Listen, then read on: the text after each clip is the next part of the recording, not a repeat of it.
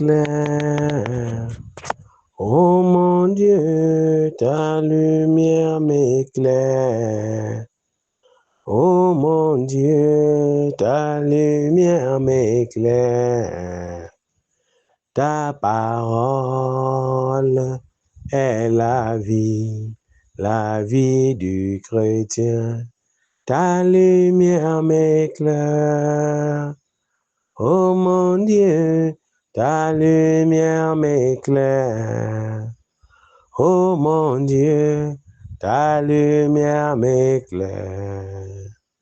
Ta parole est la vie du chrétien. Ta parole me conduira toute ma vie. Ta parole est une lampe à mes pieds, une lumière sur mon sentier.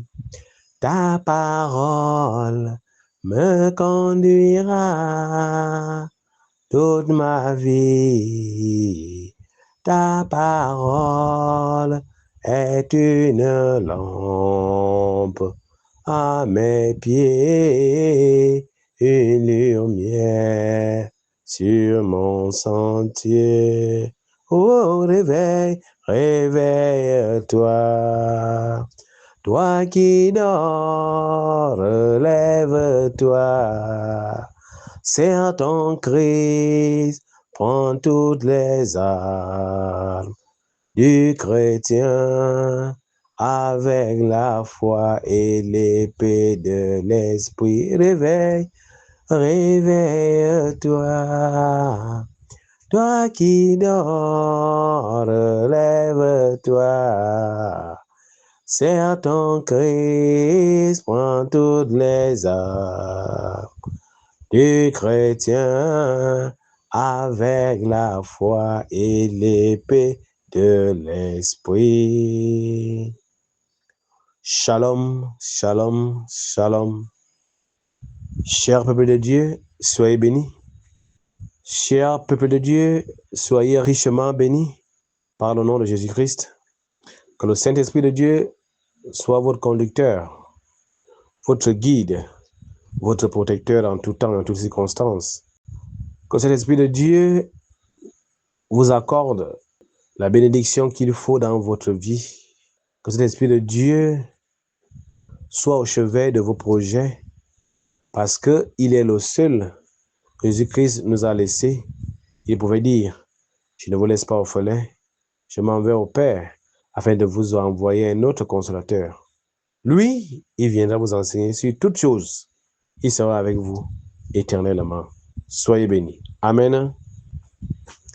Chers frères dans le Christ, aujourd'hui, nous sommes encore à notre rendez-vous des enseignements de chaque lundi. Aujourd'hui, Jésus-Christ vient encore nous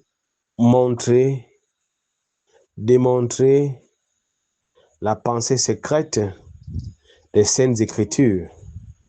Parce que si on se fait du plaisir à lire les Écritures telles qu'elles sont écrites, on va se borner et on va s'arrêter à la chair. Alors les Écritures, il faut les sonder. Les sonder pour écouter et comprendre la pensée secrète qui est cachée derrière ces Écritures. Et sur ce, il faut avoir le discernement. Il faut avoir la présence du Saint-Esprit de Dieu dans sa vie. Il faut avoir la guidance du Saint-Esprit de Dieu dans sa vie. Amen. Voilà pourquoi il est important qu'à chaque fois qu'on doit lire les Écritures, il faut toujours appeler le Saint-Esprit de Dieu. Il faut toujours invoquer le Saint-Esprit de Dieu. Certes, nous l'avons en nous, mais c'est la même Bible qui nous dit « Réveillez ma mémoire, plaidons ensemble On doit toujours réveiller la mémoire de l'Éternel. On doit toujours réveiller le Saint-Esprit pour booster le Saint-Esprit afin qu'il se manifeste puissamment sur nous. Amen. Cher peuple de Dieu, il y a un phénomène. Vous savez, quand un enseignement sort, l'enseignement sort avec un but bien précis. Quand l'enseignement sort, l'enseignement a un objectif à atteindre. L'enseignement sort pour transformer, pour éduquer, pour refaire, pour restaurer, pour recadrer, pour améliorer, pour changer les hommes. Amen. Peuple de Dieu, il y a un phénomène qui se passe dans nos églises, dans nos assemblées. Amen. De nos jours, vous allez constater ce phénomène grandissant auquel certains pasteurs, évangélistes, serviteurs, hommes de Dieu prennent la Bible, les Saintes Écritures, au moment où il faut construire la maison de l'Éternel. On va creuser le soubassement, on va faire les fondements, les fondations, on va faire le béton de propreté. Nous constatons que beaucoup de serviteurs de Dieu prennent souvent la Bible et la mettent dans le soubassement, sous la fondation, pour dire, c'est Jésus-Christ lui-même qui a dit que la maison qui est fondée sur la parole, sur le roc, cette maison ne peut pas tomber, ne peut pas se détruire. Voilà pourquoi beaucoup ont pris la Bible et mettre sous les fondations et dire la Bible qui est la parole de Dieu, la Bible qui est plus puissante, plus forte, comme le roc. C'est cette Bible qu'on doit mettre sous les fondements, les fondations. Ensuite, élever les murs de l'église pour que l'église soit bâtie solidement. Peu importe les intempéries, peu importe les vents, peu importe les tribulations, peu importe les combats, l'église sera toujours là. Amen. Alors, le Saint-Esprit de Dieu vient vous expliquer ce passage biblique. L'Esprit de Dieu, par ma voix, vient vous donner la pensée secrète de ce passage biblique. Une maison qui est bâtie sur le roc, c'est une maison là où la pluie est tombée, les torrents sont venus, les vents ont soufflé et se sont jetés contre cette maison. Elle ne tombe point parce qu'elle est fondée sur le roc, sur le rocher. Vous allez constater que l'enseignement va plus loin et dit, par contre, ceux qui bâtissent leur maison sur le sable, j'ai vu que les vents arrivent, les pluies tombent, la maison va tomber. Voilà pourquoi, aujourd'hui, cette maison qui est bâtie sur le sable, moindre intempérie, elle tombe. C'est comme une église qui n'a pas de fondement, d'où il n'y a pas la Bible en bas. Amen, peuple de Dieu. Mais le Saint-Esprit, de par ma voix, vient vous révéler la pensée secrète de ce passage. Chers fidèles, chers frères et sœurs dans le Christ, c'est quoi la maison qui est bâtie sur le rocher, sur le roc? Et c'est quoi les vents, les tempêtes? C'est quoi l'image de ces éléments? Amen. Les torrents, les pluies, c'est quoi l'image de ces choses? C'est quoi l'image du rocher, du roc? Amen. Chers frères et sœurs dans le Christ,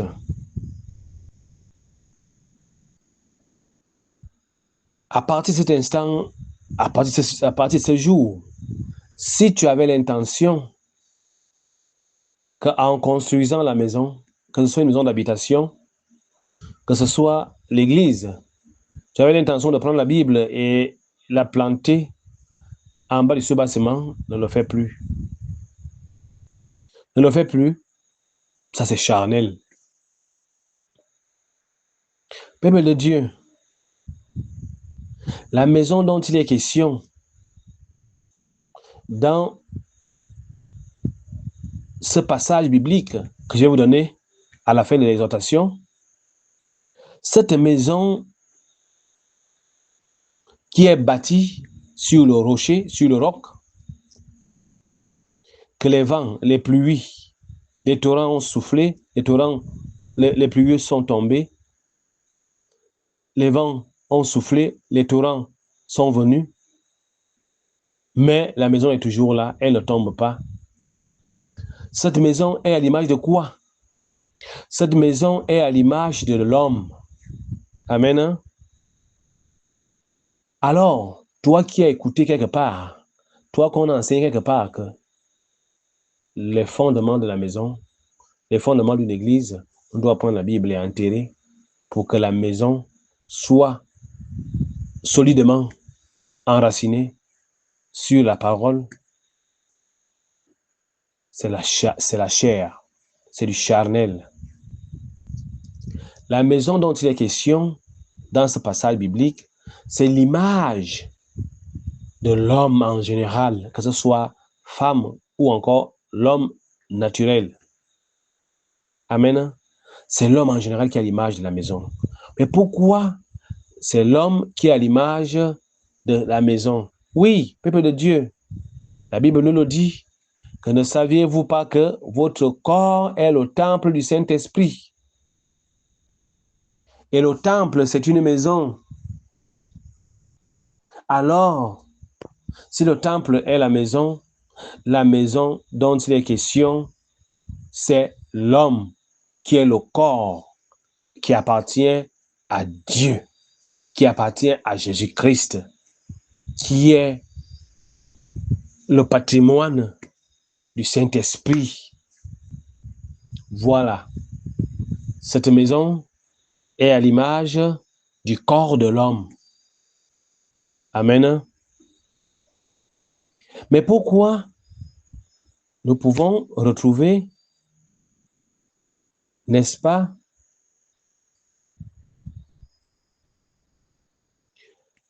ces éléments sont appuyés dans 1 Corinthiens chapitre 6, verset 19.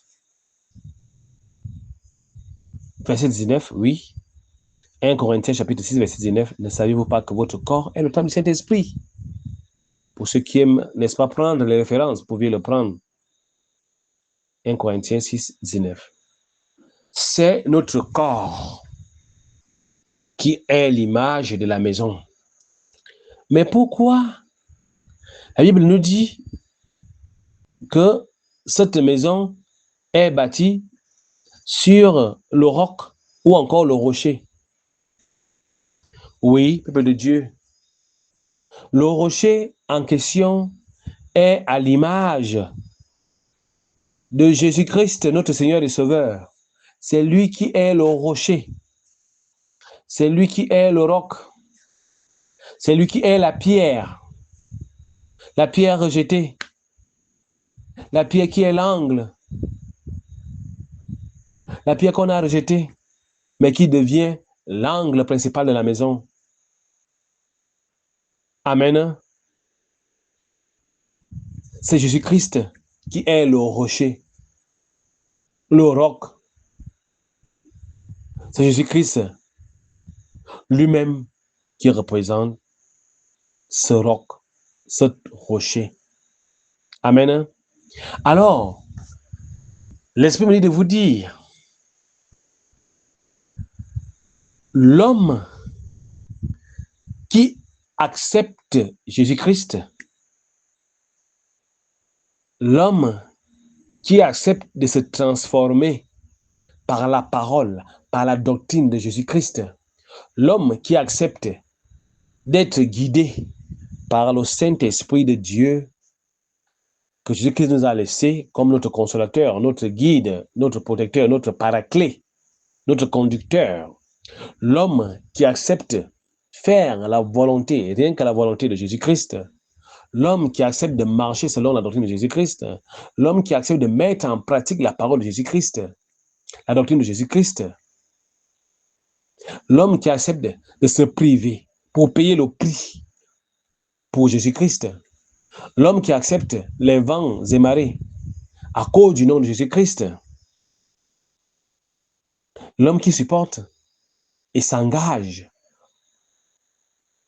dans l'œuvre de Jésus-Christ, c'est celui-là qui a bâti sa maison sur le rocher qui est Jésus-Christ.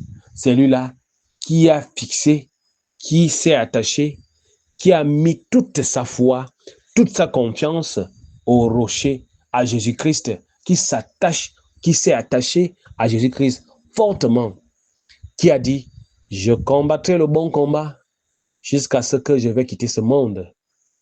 Peu importe les vents et marées, les pluies, les tempêtes, je reste fidèle à mon engagement, je reste fidèle à Jésus-Christ, malgré les épreuves de la vie, malgré les coups, malgré tout ce que je peux endurer, je reste fermement attaché au rocher.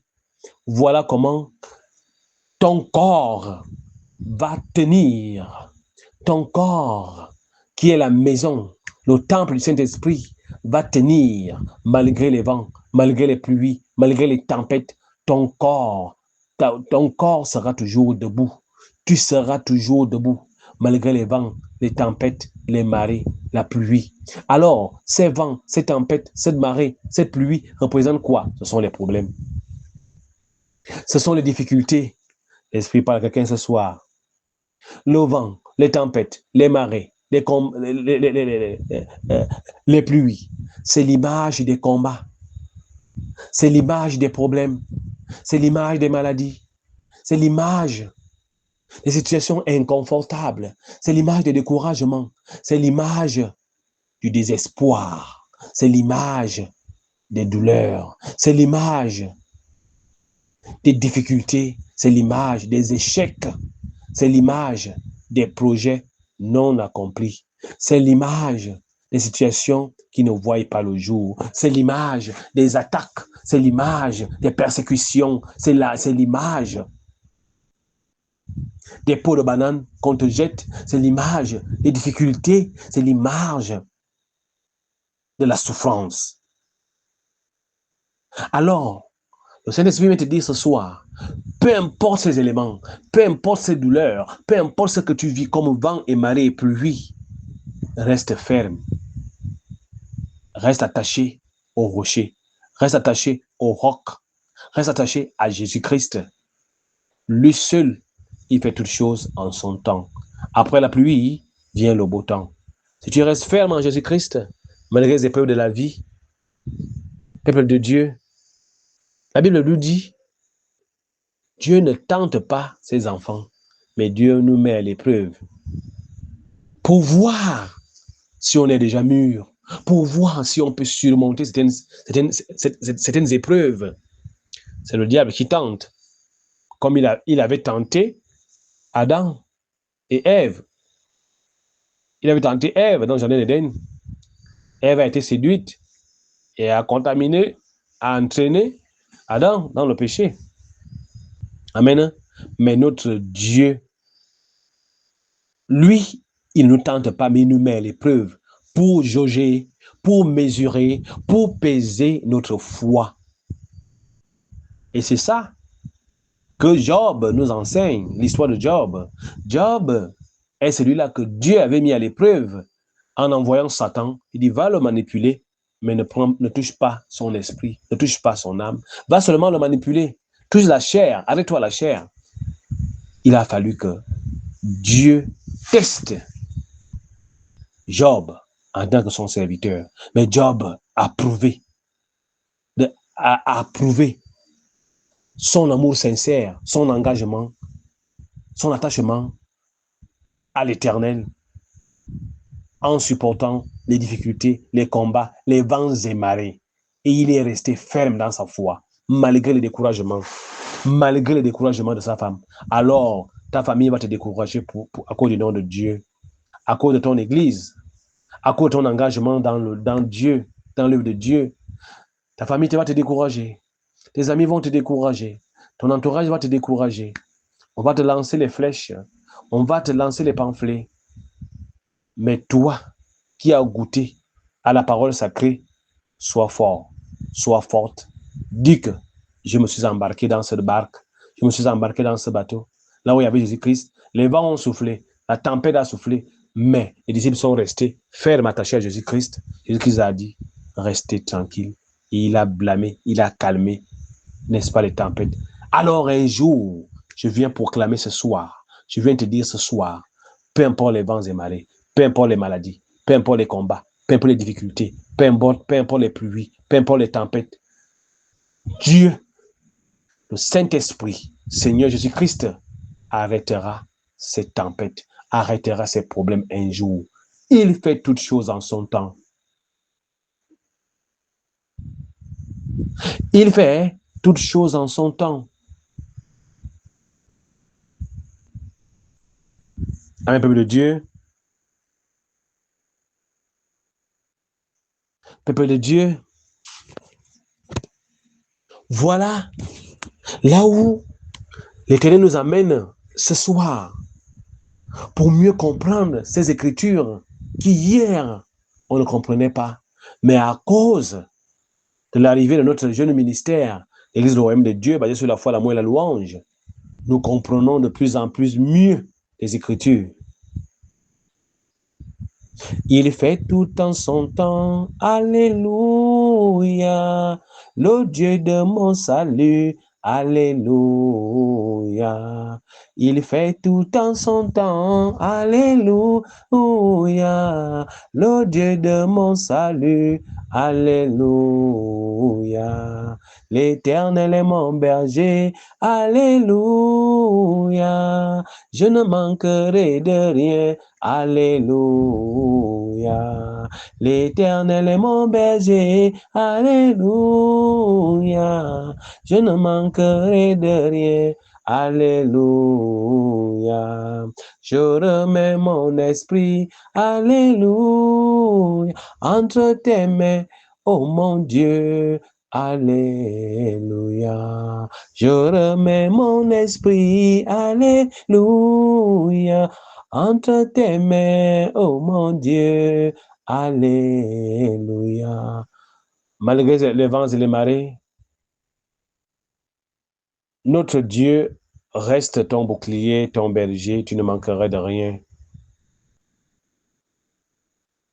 Alors, sache que, mon frère, ma soeur, l'Éternel fait toutes choses en son temps. Le temps de Dieu n'est pas le temps des hommes. Malgré les épreuves de la vie, un jour, Dieu parlera dans ta vie. Un jour, le ciel parlera dans ta vie. Un jour, tu vas glorifier le nom de l'Éternel. Remets ton esprit dans les mains de l'Éternel. Remets ta vie dans les mains de l'Éternel. Remets tout ce que tu subis dans les mains de l'Éternel. Mais dans tes prières, rappelle à Dieu, Seigneur, dis un mot. L'esprit parle à quelqu'un ce soir. Rappelle à Dieu. Rappelle à l'Éternel. Rappelle au Saint-Esprit. Dis un mot dans ma vie afin que ma vie change. et tu verras la gloire de Dieu. Amen. Tu verras la gloire de Dieu. Dis à ton Dieu, dis seulement un seul mot dans ma vie, afin que ma vie change. Afin que ceux qui représentent les vents, les pluies, les tempêtes, pour me nuire, qu'ils soient emportés, qu'ils puissent errer, mais que le nom de Dieu, le nom de Jésus-Christ puisse triompher. Amen, peuple de Dieu. Voilà l'image de la maison, du temple, l'image des vents, des pluies, des tempêtes, l'image du rocher, la maison qui est l'image de l'homme, les vents, les tempêtes, les torrents, l'image des problèmes, des difficultés, des combats, le rocher qui est l'image de Jésus-Christ, qui est le roc, la pierre angulaire, la pierre rejetée. Amen. Alors, la deuxième partie de cette exhortation va nous amener sur celui-là qui va décider de construire sa maison sur le sable. Malheureusement, quand la pluie est tombée, les torrents sont venus, les vents ont soufflé et la maison est tombée. La maison a été ruinée. La maison a été détruite. C'est l'image de ceux-là. Amen. C'est l'image de ceux-là, peuple de Dieu, qui viennent, je peux dire, provoquer Dieu, ou encore tenter Dieu, ou encore jouer avec Dieu. Parce que nous le constatons dans nos assemblées, beaucoup viennent à l'église pour un intérêt quelconque. Beaucoup viennent à l'église pour dire, je vais voir si ça va marcher, si quelque chose va marcher. Ça ne marche pas, je retourne. Amen. Mais quand tu viens, il faut savoir que Dieu sont les cœurs et les reins. Il voit déjà tes plans. Il voit déjà ton cœur. Il voit déjà tes desseins. Voilà pour comment il va bloquer la bénédiction pour dire, tu vas faire le vagabondage. Le vagabondage des églises. Il te laisse sans bénédiction et tu te fais que faire du sur-place. Tu es à gauche, tu es à droite parce que tu cherches Dieu avec un intérêt. Peuple de Dieu, cherchez l'Éternel pour le salut éternel. Cherchez notre Dieu pour le salut éternel, pour la vie éternelle. Ne cherchez pas Dieu pour un intérêt quelconque, mais cherchez l'Éternel pour gagner la vie éternelle, pour le salut éternel. Et demandons au Saint-Esprit de nous transformer, de nous restaurer, afin que nous devenons de plus en plus agréables devant l'Éternel. Amen. Alors, celui-là qui vient construire sa maison sur le sable. Amen. Les vents ont soufflé, mais la maison est tombée parce que la maison n'a pas des fondements solides. C'est ceux-là qui viennent tenter Dieu dans les assemblées. Et dès qu'ils voient que la bénédiction tarde à arriver, la grâce tarde à arriver, qu'est-ce que la personne fait? La personne recule en arrière. Ou encore la personne fait maintenant semblant. Ou encore la personne fait maintenant tantôt plus tôt. Ceux-là, leur foi chancelle. Ceux-là, ils ne sont pas engagés. Ceux-là, ils ne sont pas attachés à la doctrine de Jésus-Christ. Ceux-là, ils ne mettent pas en pratique la parole de Dieu. Voilà pourquoi, comme ils sont faibles, ils n'ont pas une foi ferme. Quand une épreuve arrive, ils tombent. Quand une situation arrive, ils tombent. Quand une petite complication arrive, ils tombent. Parce qu'ils ne tiennent pas debout, leur foi chancelle. C'est ceux-là qui ne mettent pas en pratique la parole de Dieu. C'est ceux-là qui ne prennent pas en considération la parole de Dieu. C'est ceux-là qui jouent avec la parole de Dieu. Alors ceux-là, ils sont fragiles. Ceux-là, ils sont sur le sable mouvant. Amen. Ceux-là, ils ont la foi qui chancelle. Alors ne sois pas celui-là qui a la foi qui chancelle. Ne sois pas celui-là qui cherche Dieu avec intérêt. Sinon, ta maison sera détruite. Sinon, tu seras confondu. Cherchons l'Éternel en esprit et en vérité et servons-le tel qu'il le demande. Amen. Peuple de Dieu, que Dieu vous bénisse, qu'il vous protège. Ne restons pas, ne venons pas dans les églises, n'acceptons pas Jésus-Christ avec les doutes, avec un intérêt derrière la tête, sinon notre maison sera sur le sable, facile à tomber, facile à être détruite. Amen. Si notre maison est construite sur le sable, c'est que notre foi n'est pas encore ferme. C'est que nous ne mettons pas en pratique la parole de Dieu. Nous ne marchons pas selon la crainte de l'Éternel, mais construisons par contre nos maisons, nos temples sur le rocher. Que nos vies soient fermement attachées à Jésus-Christ. Que nos vies soient fermement attachées à l'agneau, afin que nos foi ne puissent pas chanceler, afin que nous combattons le bon combat, le combat de la foi. Le combat qui nous amènera, n'est-ce pas, à la vie éternelle. Que Dieu vous bénisse, que Dieu vous protège. Comme j'ai l'habitude de le dire, après un enseignement donné, si d'autres n'ont pas bien écouté, bien discerné la parole de Dieu, vous pouvez toujours me contacter, soit dans le forum, soit en e-box, pour plus d'explications. Pour ceux qui aiment prendre les références, vous pouviez, n'est-ce pas, retrouver cette exhortation dans Matthieu 7, Matthieu chapitre 7, les versets 24 à 27. Matthieu 7, les versets 24 à 27. Que Dieu vous bénisse.